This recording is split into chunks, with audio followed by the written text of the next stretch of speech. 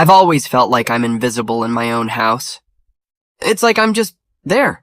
My dad is so focused on my grades, on my future, that I'm convinced he forgot what it's like to just be a kid. And then there's her, my stepmom. She never cared much about me, but I wasn't stupid. I saw how she treated her kids like they could do no wrong. I wasn't like them. I was just the stepkid, the one who had to prove I was worthy of a place in this house.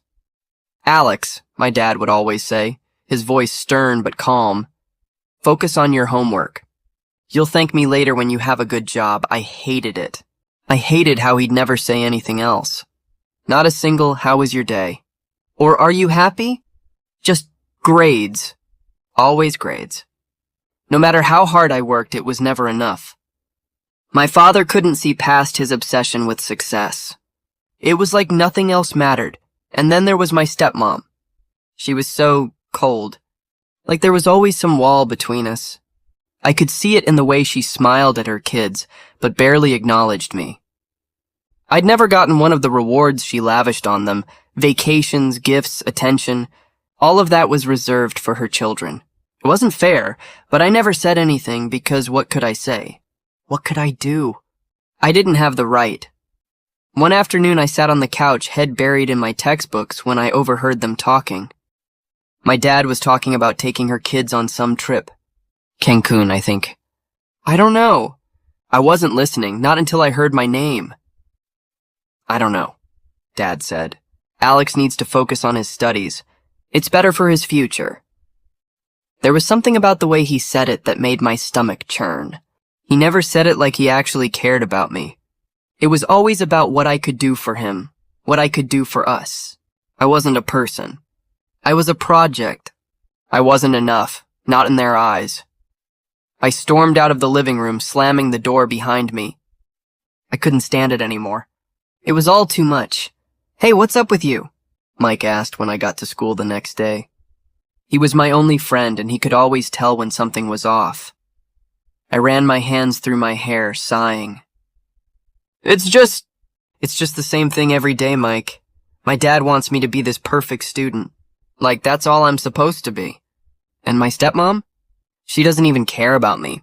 She's always focused on her own kids. Mike leaned back in his chair, looking at me with those sharp eyes of his. Sounds like they're using you, man. Like you're some kind of tool to them. I nodded, the truth of it stinging. That's exactly how I feel. I'm not their kid, not really. I'm just this thing they have to deal with. He chuckled, but it wasn't a nice laugh. That sucks, dude. You're more than that, though. Don't let them make you feel like shit. But that's all they ever did. Made me feel small, unimportant, like I didn't matter. I looked at Mike, trying to keep the anger from showing. I don't know what to do anymore. I feel like I'm just stuck in this life where nothing changes, nothing ever gets better. Like I'll always be that stepkid, the one who's never good enough. Mike raised an eyebrow, clearly unsure of what to say. You can't keep letting them do this to you. You have to fight back, Alex. I didn't know how to fight back, not yet. But I would figure it out. Something had to change. I couldn't live like this anymore, always being overlooked. The dream of being seen, being important, it was something I was starting to want more than anything else, and I wasn't going to let anyone stand in my way. Not even my dad. I was sitting at the kitchen table, staring at the stack of textbooks in front of me, when the conversation started. It was casual at first, just my stepmom talking about how her kids were going to some expensive resort over the summer. I wasn't even really listening, too focused on the notes I had to cram for the next test. But then she said it. You're going to have to stay home, Alex. Your dad and I are taking the kids to the beach, she said, casually glancing at me over her coffee cup. I froze. What? I thought we were... No, she cut me off, not even a hint of concern in her voice. You need to focus on your schoolwork. I looked at her, my mouth going dry. She couldn't even say it without sounding like it didn't matter to her at all.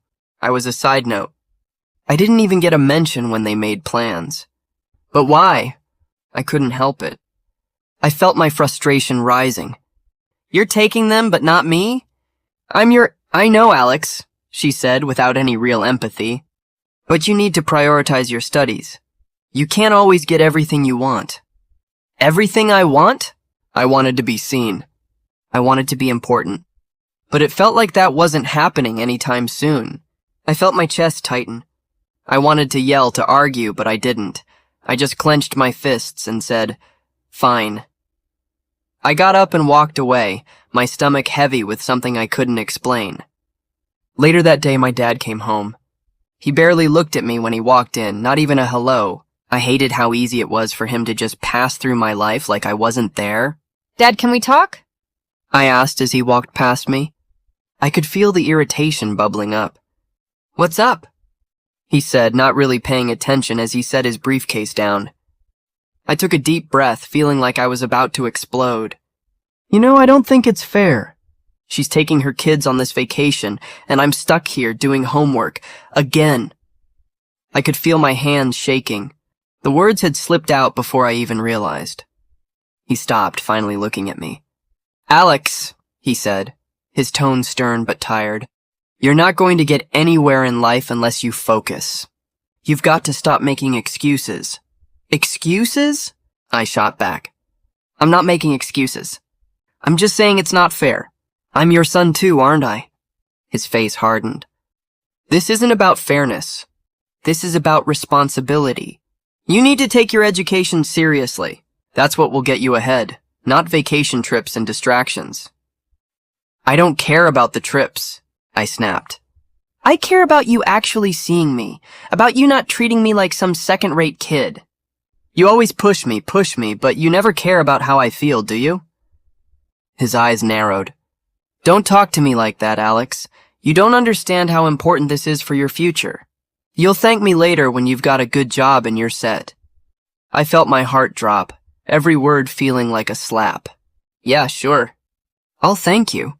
I'll thank you for making me feel like I don't matter. You only care about my grades. You don't care about anything else. You're not even trying to see it. I'm trying to give you a future, Alex," he yelled, his face turning red. "This is what's best for you. This is what you need." I looked at him, the anger bubbling over, the hurt deep in my chest. "No, you're not giving me anything. You're just making me live your life, but not mine. I'm just a thing you can control." He shook his head like he couldn't understand what I was saying. "You're being dramatic. You need to calm down." Calm down? I couldn't calm down. I was beyond that. "You don't get it. You never do." I turned and stormed out of the room, my chest tight with anger. I couldn't breathe. I hated him in that moment. The walls of this house felt suffocating, and all I could think about was how much I wanted to leave. I was trapped. My dad? He didn't see me. My stepmom? She didn't care. I was invisible. Just some kid who didn't fit in, who was never good enough. I thought back to what Mike had said about fighting back. Maybe that was what I needed to do, fight back. I wasn't going to sit around and be ignored. The thought of revenge crept into my mind. Maybe it wasn't about school, about grades, about any of it. Maybe it was about me finally taking control. Because if they didn't care, I sure as hell wasn't going to keep playing by their rules. I was done being the forgotten one. It was late in the evening when I overheard them. I hadn't meant to, but I had just finished my homework and was heading upstairs when I heard my dad's voice drifting through the slightly ajar door of the study. The sound of his voice made me stop in my tracks. I didn't know why, but something about it pulled me in. "Alex just doesn't understand," my dad said, his voice full of frustration. "I've been telling him that all he needs is discipline. He needs to stop acting out, stop wasting time on distractions. He has so much potential. He'll thank me one day." A pang shot through my chest. Potential? I wasn't even a person to him anymore. I was a project, something to fix. His words felt like a punch. I swallowed hard and leaned against the wall, hoping they wouldn't hear me. I know, my stepmother replied, her voice colder than I had ever heard it. "But it's hard, you know? I feel like I'm the only one who's keeping things together. You need to be harder on him or he'll never learn." I felt my stomach churn. Harder on him? What was she talking about? I had tried my best. I wasn't perfect, but I wasn't a lost cause. "I'm not saying you're not doing your part. my dad replied. But he's been giving you so much trouble lately. If he's going to make something of himself, he has to stop thinking the world owes him something. The world owes him something? I had never asked for anything. I never expected anything from them, not even love. But hearing those words, hearing how easily my dad said them like it was a fact, that I was nothing more than a hassle to him, it broke me. My heart was racing now. I didn't want to hear anymore, but I couldn't pull myself away. You're right, my stepmother said, her tone sharper than before. And I think a little more focus could do him good, but I mean, if we're honest, I'm just not sure he'll ever be ready for what's next. Maybe you should think about what to do if he doesn't shape up. Something twisted inside me. What's next? They had been talking about me like I wasn't even in the room, like I wasn't their son. I felt like my world was cracking. I couldn't breathe. My dad was choosing her over me, over his own son. I turned and quietly walked away, my heart pounding in my chest. I didn't want to hear anymore, but the damage was done. My dad wasn't just ignoring me. He was actively pushing me away, handing me over to her. My own father thought I needed discipline, not understanding, not love. He didn't care that I was breaking inside. I sat on the edge of my bed, staring at the floor, trying to steady my breathing. I wasn't some project for them to fix. I wasn't some experiment. But it felt like that's exactly how they saw me. I was the mistake they couldn't quite correct, the problem child who needed to be fixed. I picked up my phone and texted Mike. I overheard them talking. They don't care about me. Not really. They're trying to control me. It's like I don't even exist to them. My fingers hovered over the screen, but I didn't send it right away. What was the point? He wouldn't understand. No one would. But then I saw the dots. Mike was typing. I'm sorry, man. That sucks. But you gotta ask yourself, how long are you gonna put up with that? When do you start making your own choices? His words hit me hard. When was I gonna stop putting up with it? I felt this sudden surge of anger, something I'd been suppressing for so long, and it finally broke free. Maybe it was time to stop being the quiet, obedient son who took whatever was handed to him. Maybe it was time to take control of my life. My dad wasn't going to change. He wasn't going to see me for who I was, not as long as I was living under his roof, following his rules. And my stepmother? She'd never care. She would never see me as anything more than a nuisance, a complication in her perfect little life. I stood up and paced the room, my thoughts a whirlwind. I couldn't just sit here and let them dictate my life anymore. If they didn't care, I wasn't going to let them have any power over me. They thought I needed discipline, but what I really needed was freedom. And I was going to take it. It hurt. God, it hurt so much, but I had no choice anymore. I wasn't going to keep being their afterthought, their project. I had to leave. I had to break free for my own sanity. I wasn't going to let them control me any longer. Not now. Not ever again. I couldn't keep pretending anymore. Not after what I overheard. I wasn't going to stay under this roof, waiting for their approval. It was time to start planning. The more I thought about it, the clearer it became. If I was going to get out, I had to start now. I didn't tell anyone. Not Mike, not anyone. I didn't want to risk anyone knowing. I wasn't sure what I was doing yet, but I knew I had to do something for me. I kept up the schoolwork, of course, but I started thinking less about what my dad wanted, and more about what I could do for myself. I found a part-time job at the local grocery store. It wasn't much, just stocking shelves and bagging groceries, but it was something. Something that was mine. The first few weeks were exhausting. I'd wake up early, go to school, and then head straight to the store for a few hours. I didn't get much sleep, but the more I worked, the more I realized this was what freedom felt like. Every dollar I earned felt like a step away from them, from the life they were trying to force on me. It was late one night when I finally said something to my dad. I had just gotten home from work, my body aching from standing all day. He was sitting in the living room as usual, eyes glued to the TV. "Dad," I said, my voice sharp, "I need to talk to you." He barely looked at me. "What is it, Alex?" "I've been working at the store." I kept my voice steady, but inside my heart was pounding. I'm saving up money. He didn't seem surprised, just shrugged. Well, that's good. You should focus on saving. But don't forget to study, all right? I felt a rush of anger. He didn't even care. Not even a little. He wasn't even curious about what I was doing or why. I'm not doing this for you, I said, my voice shaking. I'm doing it for me. I'm not just some project for you to fix. You never cared about what I wanted, so I'm making my own choices now. His face hardened, and I could feel the distance between us growing. What's that supposed to mean? I'm not going to be stuck here forever, living for your approval, I shot back. I'm working and I'm getting out.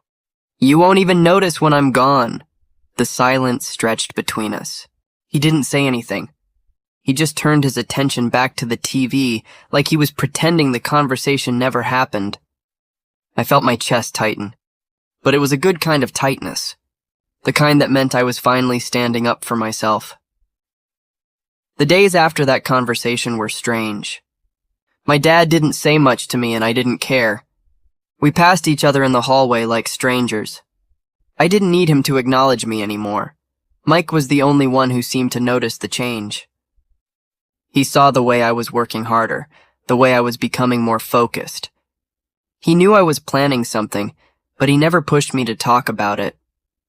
He respected the silence. One afternoon after work, he asked me how things were going. I was so tired, but I couldn't hide my smile. It's not much yet, but I'm getting there. Little by little. Good for you, man. Keep it up. You deserve better than what you've been given, he said, giving me that look of support. I nodded. I don't know how much longer I can stay here, though. It's just getting worse. My dad? He's not even trying to connect with me anymore. Mike leaned against the wall, his arms crossed. Sounds like you're already out, just not physically. If you want to leave, you can. You've got the tools now. The words hit me like a punch. I had the tools now. It was up to me to use them. That night as I lay in bed, I thought about the future.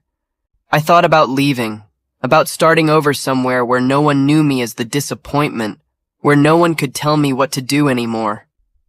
It was a terrifying thought, but also the most freeing thing I'd ever felt. I wasn't ready yet. But I would be soon. And when I did leave, when I walked out that door for good, I wouldn't look back. Not at my dad. Not at her. Not at the life they wanted me to live. I was finally taking control. The more I thought about it, the more I realized that I'd been playing by their rules for far too long. My dad's obsession with my grades, my stepmom's control over everything I did, no more. I wasn't going to play the obedient, invisible kid anymore. If they didn't care, why should I? One evening, after another long day of work and pretending everything was fine, my dad came home. He didn't even look at me as he tossed his keys on the counter.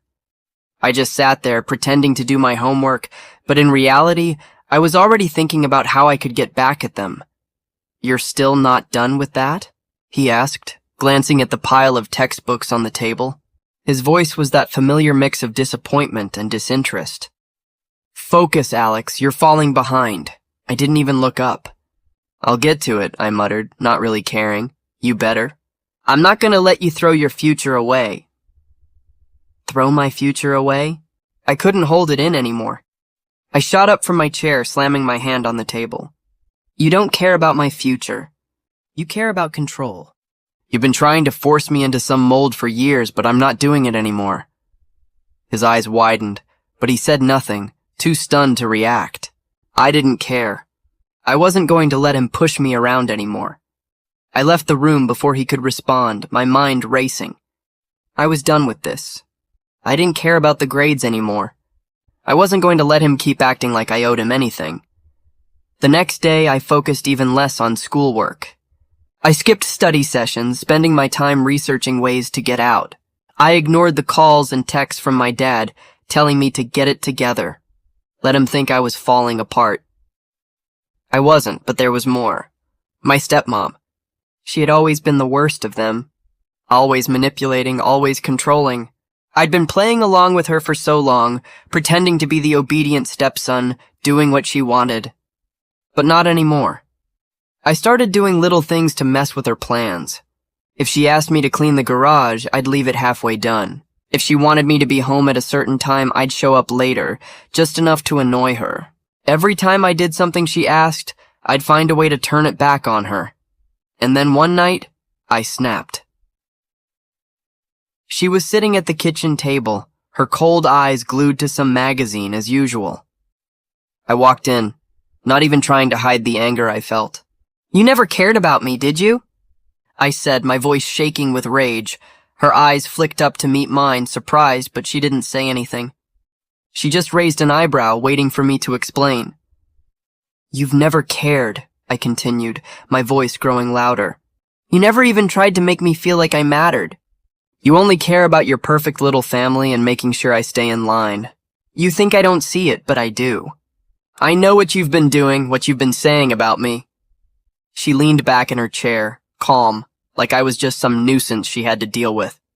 "What are you talking about, Alex?" "You're the reason I'm miserable," I snapped. "You've always made sure I was second to your kids, that I was nothing. And you still think I don't know. You think I don't see how you manipulate everything. You've been controlling me my entire life, and I'm done with it." I took a step closer, my heart pounding in my chest. "I'm not your puppet, and I'm not going to be your little project anymore." Her expression shifted for a moment.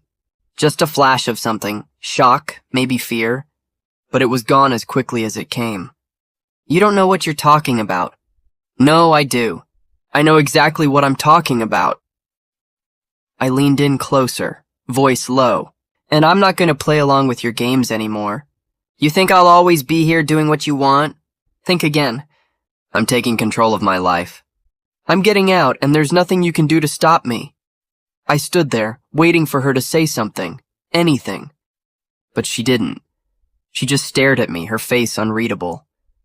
"I'm done," I said quietly. "With you. With all of this." I turned and walked out, not looking back. The door slammed behind me, and I felt something shift inside me.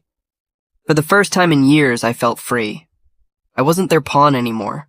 I wasn't going to be controlled. I had started the process of taking back my life. The road ahead was long, and I didn't know where it would lead, but I knew one thing. I wasn't going to let anyone control me again. Not my dad. Not my stepmom. Not anyone. I could feel the shift in the air. It wasn't anything obvious, just a sense of things changing. Slowly but surely, I was slipping away from their grasp. I was still playing their game, showing up for family dinners, pretending to care about school, but everything inside me had already shifted. I wasn't the obedient son anymore. I wasn't their project to fix. I was done, my dad noticed. I could see it in the way he looked at me now, the small frown that tugged at his lips whenever I didn't do exactly what he expected. But he didn't say anything. He didn't ask why I was acting differently, why I wasn't as eager to please anymore. I think in some way he was afraid to know the truth. He kept pushing me, though. "You're falling behind in your studies, Alex," he would say, like that was the only thing that mattered. "Focus, it's the only way you'll get ahead." I didn't answer him anymore. I just nodded, went through the motions. One night, my stepmom decided to throw a family dinner to celebrate her kids' accomplishments. I wasn't even invited at first, but then she mentioned it like an afterthought. "Oh, and Alex, you're expected to be there too. Don't forget, I didn't even want to go." But I did. I showed up, mostly because it was expected. I walked into the kitchen, where my dad and stepmom were already talking about their plans for her kids' next vacation. It was like I wasn't even there. The dinner was as uncomfortable as I expected. My dad and stepmom beamed as they praised her children for their latest achievements. They sat at the center of attention, talking about their future, their plans, while I was off to the side, barely acknowledged. I felt like a ghost in my own home. "So, Alex," my dad said, glancing at me once during dinner, "how's school going? Are you making progress?" "Fine," I said flatly, pushing my food around on my plate. "Same as always." My stepmom gave me one of her fake smiles. "You really should work harder, Alex. Your father is right. You're so close, you just need to apply yourself." I didn't even respond. They didn't get it. They wouldn't get it. They didn't care about me as a person. They just cared about the product I was supposed to become. They saw me as an investment, something to mold into their idea of success, but I wasn't that anymore. As the evening wore on, I sat there, listening to them chatter about everything they wanted, everything they had planned. But I realized something. I didn't have to play by their rules anymore. I didn't have to sit at their table, act like their obedient child, and follow their instructions. I could leave. I could walk away and never look back. It was a strange thought, but it felt like a weight lifting off my chest. For the first time in a long while, I saw the door. I could take control of my life. I didn't need their approval. I didn't need anything from them. When dinner ended, I didn't say much. I excused myself early and went to my room. My dad didn't even notice. He was too busy basking in the glow of his perfect family. My stepmom didn't care either. She was already thinking about what her next move was going to be. But me? I was planning. Quietly, steadily, I knew I had to be careful. I had to take small steps. It was too soon to just up and leave without a plan, but I had already started saving. My part-time job was adding up, and I was learning more about how to navigate life on my own. The next few days passed in a blur of quiet defiance. I didn't talk to my dad much. I didn't let him get to me when he pushed me about school. I simply smiled and nodded, but in my head I was already long gone. The tension between us kept building. I could feel it in the air, thick and heavy, like a storm that hadn't quite hit yet. My dad knew something was off, but he didn't know how to fix it. He just kept pushing harder, expecting me to fall back into line, to be the son he wanted. But I wasn't that person anymore. I was starting to see it clearly now. I didn't need them. I didn't need their approval, their rules, their expectations. I was going to take my life into my own hands, and nothing was going to stop me. I didn't know when I would leave, but I knew it would be soon. And when I did, I wasn't going to look back. It was time. I couldn't take it anymore. The constant manipulation, the lies, the pretending. I had stayed quiet for so long, thinking I was powerless. But now I knew better. I wasn't going to be silent anymore. I wasn't going to let her continue controlling everything behind the scenes. It was time to expose her. The tension between us had been growing for weeks. My dad was more distant than ever, wrapped up in his own world, obsessed with my grades, blind to everything else. And my stepmother, she had always been the one pulling. The strings, pretending to care about me while slowly suffocating me with her control. I walked into the living room one evening, where my dad and stepmom were sitting together, talking about some event she had planned for her kids. I could feel the rage bubbling up inside me, but I kept my voice steady. I was done being quiet. "You know, I'm tired of pretending," I said, standing in the doorway. Both of them looked up, but my dad's eyes were distracted. My stepmom's face barely registered anything. She was always so calm, so collected. It only made me angrier. "What are you talking about?" she asked, feigning innocence. Her voice was so sweet it made me want to vomit. "I'm talking about how you've been manipulating everything in this house," I spat, my words sharp and deliberate. "How? You've been playing me, controlling everything, making me feel like I'm not even part of this family." Her eyes narrowed, but she didn't speak. She didn't have to. I could see the mask slipping. The perfect, calm stepmother was starting to crack, just like I knew she would. "Dad," I continued, turning to him, "you've been so wrapped up in your perfect little world, so focused on my grades that you haven't noticed what she's been doing. You haven't noticed how she's been treating me like I'm not even worth your time." "Alex, calm down," my dad said, his voice tired but still trying to maintain control. "You're just upset.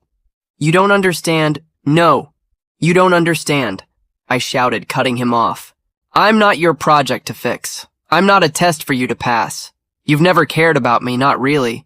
You only care about what I can do for you. And she," I pointed at my stepmom, She's been pulling the strings the whole time, making sure I don't matter.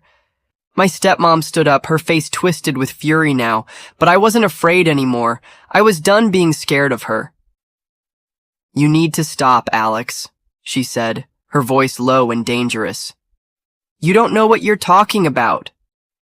"Oh, I know exactly what I'm talking about," I said, my voice cold now. "I know you've been using me, controlling me, and making me feel worthless so you could make your perfect little family look even better. You've never cared about me. I'm just an obstacle to you. But not anymore." "Enough," my dad said, standing up now. "This is ridiculous. You're being dramatic, Alex. Your stepmother has done nothing but try to help you." "Help me?" I laughed bitterly. "She's been holding me down, making sure I never get what I need, and you've been too blind to see it." I could see the doubt in my dad's eyes now, but it wasn't enough. It was too late. I had already made up my mind. I wasn't going to stay in this house for one more minute, pretending everything was fine. I wasn't going to let them keep treating me like I was nothing. "I'm done," I said, walking toward the stairs. "I'm done with both of you." I could hear my dad calling my name, but I didn't stop. I didn't care. I packed my things quietly, pulling my clothes from the closet and stuffing them into a duffel bag. Every movement felt like a step toward freedom, a step away from the life they had forced on me. I wasn't going to be a pawn anymore. I didn't say goodbye. I didn't owe them that. I left a letter on the kitchen counter for my dad, my handwriting neat and steady. "Dad, I'm sorry it had to come to this, but I can't keep living like this. You've never seen me for who I am, and you've always let her manipulate everything. I'm leaving, and I'm not coming back. Don't try to find me. I'm taking control of my life. Goodbye." I left it there, right where he would find it. As I walked out the front door, I felt a weight lifting off my shoulders. It wasn't easy, and it hurt, but it was the right thing to do. For the first time in a long time, I felt free.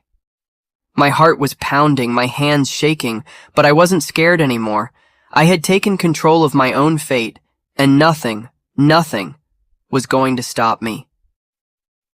It's strange how quickly a new life can start to feel normal. I wake up every day now, to an empty room, the silence comforting in a way I never expected. No more pretending. No more feeling like I don't matter. It's just me, doing what I need to do to survive. I still have nightmares, though. Sometimes I wake up in the middle of the night, the weight of everything pressing down on me. My dad's disappointment, my stepmom's coldness, it all comes rushing back. But in the morning, I push it down. I get up, I go to work, I go to class. And slowly, it gets easier. I'd been working at the local coffee shop for a few months now. The pay wasn't great, but it was enough to keep me afloat, and it gave me something to do. I still went to school during the day, but at night, I found peace in the steady rhythm of making coffee for strangers. I didn't have to think. I didn't have to pretend. It was just me and the grind. "Can I get a large latte extra shot?" the regular customer asked, snapping me out of my thoughts. "Coming right up," I said, getting to work. I didn't mind the routine. It kept my mind busy. I didn't have to think about the past, not while I was moving. But the other night, I saw something that made my stomach churn. It was my dad. I hadn't seen him since I left. He walked into the coffee shop like it was any other day. He didn't see me at first, but I saw him. He looked tired. It was strange. He wasn't the same confident man I remembered. I wasn't sure what to do. I didn't want to confront him. Not yet. I made his coffee without saying a word. He paid, picked it up, and started to walk out. "Dad?" I called out before I even realized what I was doing. He froze, and for a moment, we just stood there, staring at each other. His eyes softened, and I could see the guilt there. It was like he'd aged years in the few months I'd been gone. "Alex," he said quietly, like he wasn't sure what else to say. I didn't want to feel sorry for him. I couldn't. Not after everything, but a part of me still wanted to. Still wanted him to be the father I thought he could be. The one who cared. "Why didn't you ever fight for me?" I asked, my voice thick with emotion I didn't want to feel. He looked at me, really looked at me for the first time in so long. "I thought I was doing what was best for you," he said. "I never meant to hurt you." "I know you didn't," I said, shaking my head. "But you never saw me, Dad. You never saw what I needed. You were so focused on the future that you couldn't see me in the present." He ran a hand through his hair, looking defeated. "I know. I was wrong. I see that now. But it's too late, isn't it?" I stared at him, the words caught in my throat. It was too late. And I hated myself for that, for wanting things to be different. "I can't come back, Dad," I said quietly. "I've had to figure out how to live without you. I can't keep pretending I'm the son you want me to be." He swallowed hard, his eyes flicking to the door as if he was trying to hold it together. "I'm sorry. I know I failed you. I thought if I pushed you, you'd get better. I thought I was helping." "Maybe," I said, "but I don't need help anymore. I don't need your approval. I'm not doing this for you. I'm doing it for me."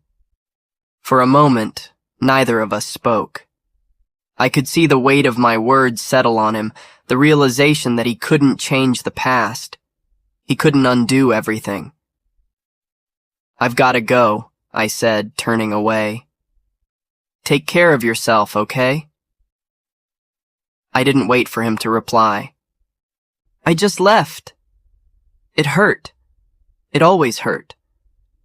But as I walked back to my apartment, I didn't feel the crushing weight of his expectations hanging over me. I didn't feel like I had to be anyone's version of perfect. I was just me, and that had to be enough. The rest of the evening went by like any other. I worked, I studied, I ate a microwave dinner, and I thought about my life. It was hard, and it wasn't perfect, but I had never felt more free. I had made my choice. I had taken control of my life. And in that quiet, simple truth, I found peace. I thought about my dad again, wondering if he would ever understand. But by then, it didn't matter. I had moved on. I had to. The past was behind me, and I couldn't change it. I wasn't sure where my future was going, but for the first time in a long time, I wasn't afraid. The price of freedom had been high, but it was worth it. I had taken my life back, and nothing could take that from me. I didn't expect to hear about her again. After everything that happened, I thought I was done. But life has a funny way of throwing things back in your face even years later. It was Mike who told me. "You heard about your stepmom, right?" he asked casually, as if it didn't matter to him. I looked up from my coffee, suddenly feeling the weight of those old memories. "What about her? She's falling apart, man. Her kids don't even talk to her anymore." "And your dad?" He paused, giving me a pointed look. "They're barely speaking." It took a second for the news to sink in. I hadn't seen her in years, and to be honest, I hadn't thought about her much either. But hearing that felt strange. I leaned back in my chair, trying to absorb it. "Yeah, well, what did you expect?" I said, my voice quieter than I wanted it to be. Mike shrugged. "Just thought you should know. It's like karma caught up with her." Karma. The word hit me harder than I thought it would. I wasn't angry anymore. I didn't care enough to feel anything more than a flicker of indifference. But there was something ironic about it, something that gnawed at me. I'd spent so much time wishing she'd get what was coming to her. And now that it was happening, I didn't feel any satisfaction. I just didn't care. It was almost like a relief, knowing that it wasn't on me to make her pay anymore. She was getting exactly what she deserved, but I didn't want to watch. I didn't respond to Mike right away. I just stared at my cup, my mind wandering. It had taken me years to get over the things she'd done to me, the ways she'd tried to tear me down. But now? It felt distant, like an old wound that had healed long ago. I wasn't the same person I was back then. You're not happy about it? Mike asked, sensing my hesitation. I don't know, I muttered. I guess I thought I'd feel different. He raised an eyebrow. You thought you'd feel what? Like it would feel good to see her life fall apart. I let out a breath, shaking my head. But it doesn't. It's just empty. She's not worth the energy. Mike was quiet for a moment. Then he sighed. You really moved on, huh? I nodded slowly, more to myself than to him. I had to. I couldn't keep carrying that anger. It wasn't doing anything but holding me back. I don't need revenge. I've got my own life now. I had never realized how much I had let go of until that moment. For so long, I'd been clinging to the idea of getting back at her, of seeing her suffer for what she did. But now I couldn't care less. It wasn't worth it. Watching her fall apart wasn't going to fix anything. It wasn't going to change what happened or who I used to be. Anyway, I said, pushing the thought aside, I don't think about her anymore. Mike didn't press it. Instead, he smiled. Well, good for you, man. Sounds like you're doing okay. I wasn't sure I'd ever be okay in the way people talk about it, but I was moving forward, and that felt good enough. Later that night, I sat alone in my apartment thinking about the past. I wasn't angry anymore. I wasn't sad either. I was just free. The phone buzzed on the table, a message from an unknown number. It was a photo. My dad and my stepmom sitting across from each other at a cafe, looking like strangers. The distance between them was obvious. My dad looked tired, worn out, and she was nothing like the woman I remembered. She looked small, defeated. I didn't feel anything seeing that photo, just a small, distant recognition of the people they had become. I didn't respond to the message. I didn't need to. I'd moved on.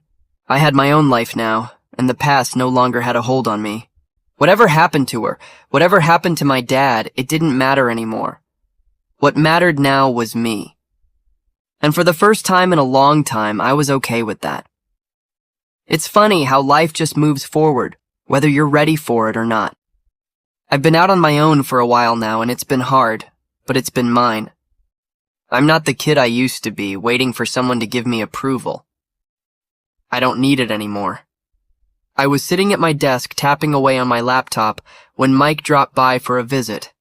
He knocked once, then barged right in as usual. Dude, you're killing it, Mike said, flopping down on my couch. I still can't believe how much you've grown. This place is like your own little empire. I smiled and leaned back in my chair, stretching. Empire, huh? It's just a small apartment and a part-time job, but yeah, I'm doing okay. He raised an eyebrow. Just okay? Man, you've got your shit together. You're not living paycheck to paycheck anymore. You've got friends, you're actually happy. That's huge. Yeah, I guess it is, I said, feeling the weight of his words sink in. I hadn't really thought about it that way. It felt like a lifetime ago when I was still stuck in that house, still pretending to be someone I wasn't. So, Mike continued, what's next for you? What's your big plan? I leaned back, crossing my arms. Honestly, I don't know. I've been taking things day by day. The job's fine. I'm saving up for my own place. I want to go back to school eventually, maybe even start something on my own. Dude, you're on the right track. Keep doing your thing, I nodded. I'm not worried about the future anymore, Mike. It's not like before when I was waiting for someone to tell me I was worth something. I'm worth something now. I'm doing this for me. He smiled, and I could see the pride in his eyes. That's exactly it. And I'm proud of you, man. I nodded, looking down at my phone when a message popped up. It was from my dad. Alex, I think we need to talk. I stared at the message for a long time before I put my phone down. It wasn't like I hadn't heard from him before, but he'd never asked to talk like that. The relationship between us had always been distant, and I wasn't sure I wanted to open that door again. "Everything okay?" Mike asked, sensing the shift in my mood. "Yeah," I said, running a hand through my hair. "It's just my dad." "He wants to talk. About what?" "I don't know," I said, shrugging. "Probably some apology or whatever." "I don't really care anymore, Mike. I've learned that I don't need his approval. I'm not waiting for him to fix things. I'm good." Mike looked at me, his expression softening. "I think you figured out the most important thing, man. You don't need anyone to tell you you're worth it. You're already there." I smiled at that. It felt true. I didn't need anyone else's validation anymore. The journey had been long, but I had found my own worth. Later that evening, I found myself sitting on the balcony, staring out at the city. It was peaceful here, the night air cool against my skin. The weight of the past had finally started to fade. I didn't feel angry anymore, and I didn't feel like I was living in the shadow of my past. I thought about my dad again. We'd never have the relationship I thought we would, but I wasn't angry about it. He had his own journey, and so did I. I had learned to live without the need for approval. I was stronger because of it. The city lights flickered below me, and for the first time, I wasn't thinking about escaping. I was thinking about the future. I had control now. I wasn't a prisoner to anyone's expectations, and that felt like freedom. I didn't need my dad to tell me I was worthy anymore. I knew it, and that was all I needed. I had finally broken free. Tomorrow would come, and I was ready for it. Whatever happened, I would handle it. The future was mine to shape. I had the power now, and I wasn't giving it up for anything. I stood up and took a deep breath, the cool night air filling my lungs. For the first time in a long time, I was exactly where I needed to be, and I was okay with that.